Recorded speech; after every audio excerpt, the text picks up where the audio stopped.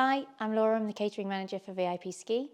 That essentially means that I deal with all catering requirements across the company, from suppliers to recipe development and right through to stock and quality control around March time. We take guest feedback and we analyse what we've been doing within the season to make sure that we can deliver new and exciting dishes for our guests the next year. Once we're in the season, all of our hosts are given one of these cookbooks and they're trained on that in our training program, where we teach them from quite literally chopping an onion through to plating the dish and serving it.